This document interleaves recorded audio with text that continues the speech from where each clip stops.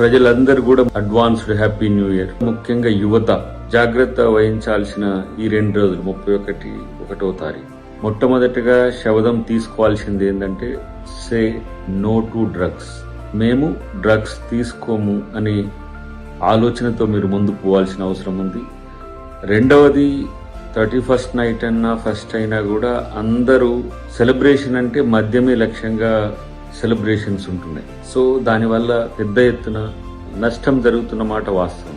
రెండవది గొడవలే కాకుండా క్రిమినాలిటీ పెరగడానికి కూడా అవకాశం ఉండే పరిస్థితి అటు డ్రగ్స్తో ఇటు మద్యంతో లిక్కర్తో ఉంటున్నది. కాబట్టి యువత చాలా సీరియస్గా ఆలోచించాల్సిన అంశం. ప్రజలు కానీ యువత కానీ ఏ స్థాయి వ్యక్తులైనా సరే సంతోషాన్ని మరింత రెట్టించే విధంగా చేసుకోవాలి తప్పితే మత్తుతో కాదనేది గుర్తుపెట్టుకోవాలి.